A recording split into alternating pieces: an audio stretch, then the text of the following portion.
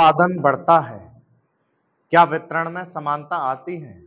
और तीसरी बात यह है कि क्या हम देश में ऐसा वातावरण बना सकते हैं कि लोग जितना कमाते हैं उतना खर्च ना करें, उसमें से बचाएं और उसे राष्ट्र की समृद्धि में लगाएं।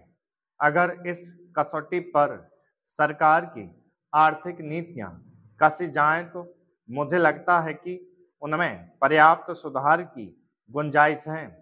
मैं मंत्री महोदय की कठिनाई को समझ सकता हूं। विकास की आवश्यकता अधिक धन की मांग करती है। राज्य सरकारें अधिक कर लगाने के लिए तैयार नहीं हैं।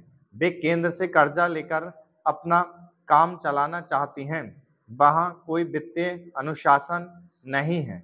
यह सारा बोझा केंद्र को उठाना पड़ेगा और केंद्रीय सरकार कठिनाई में पड़ेगी। इसलिए मैं समझता और सुझाव को दोहराना चाहता हूं कि राज्यों को इस संबंध में निर्देश दिया जाना चाहिए। संविधान के अंतर्गत केंद्र इन राज्यों को निर्देश दे सकता है कि वह अपने साधनों के अंतर्गत अपने खर्च को चलाएं। केंद्र के कर्ज पर निर्भर नहीं रहना चाहिए। विशेष परिस्थितियों में कर्जा दिया जा सकता है, लेकिन कर्जा लेकर अपना काम चलाना यह उनका स्वभाव नहीं बनना चाहिए। अपवाद रूप में कर्जा लेकर वह किसी विशेष परिस्थिति का सामना करने के लिए प्रस्तुत हों तो उसका विरोध नहीं किया जा सकता। दूसरी बात यह है कि देश में सादगी और संपत्ति को उड़ाने के बजाय उसे उत्पादक कार्यों में लगाने का वातावरण बनाना चाहिए। मैं नहीं जानता वित्त मंत्री महोदय इससे कहां तक सहमत होंगे, लेकिन आज मेरे देश में समाजवाद की चर्चा बहुत होती है। लोगों का समाजवाद की ओर देखना का दृष्टिकोण विकृत हो गया है। लोग हमें क्या मिलता है इस ओर ज्यादा ध्यान देते हैं, हम कितना खर्च करते हैं इस ओर ध्यान नहीं देते हैं।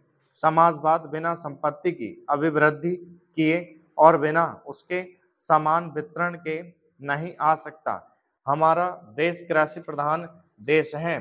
सभापति महोदय, खेती के बाद उद्योग का हमारे देश के आर्थिक जीवन में बड़ा प्रमुख और महत्वपूर्ण स्थान है। स्वतंत्रता के बाद देश में बड़े बड़े और मौलिक उद्योग धंधे खड़े किए गए हैं, जिनकी बहुत आवश्यकता थी। उस दिशा में अच्छा प्रयास किया गया है और उसमें बड़ी सफलता भी मिली है। लेकिन जहां बड़े बड़े उद्योग धंधे खड़े हुए, वहां छोटे छोटे उद्योग धंधों की, विशेष रूप से उन उद्योग धंधों की जो देश में परंपरा से चले आ रहे थे, बड़ी उपेक्षा हुई। बहुत से उद्योग धंधे अपने पुराने ढंग से चले आ रहे हैं, उनमें कोई नया परिवर्तन नहीं लाया जा सकता है, उनका कोई विकास नहीं हो सकता है। देश की स्थिति को देखते हुए विशेष रूप से ग्रामीण क्षेत्रों में कौन से नए उद्योग धंधे खड़े किए जा सकते हैं, इस बारे में कोई अनुसंधान नहीं किया गया है। खादी और ग्रामोद्योग स्थापित किया गया और उसने खादी और कुछ ग्रामीण उद्योग धंधों को लिया, लेकिन उसकी भी कुछ सीमाएं हैं। बहुत से उद्योग धंधे ऐसे हैं जिनको प्रोत्साहन दिया जाना चाहिए था, लेकिन प्रोत्साहन देना तो दूर रहा, ऐसी नीति अपनाई गई कि उनके काम में बाधा पैदा हुई और उनमें बहुत से टूट गए। इसका परिणाम यह हुआ है कि एक तरफ तो हमने दिखाने के लिए बड़े बड़े कल कारखाने खड़े किए हैं, लेकिन दूसरी तरफ बेकारों की संख्या बढ़ती गई है। आज यह समस्या एक भीषण रूप में हमारे सामने आई है।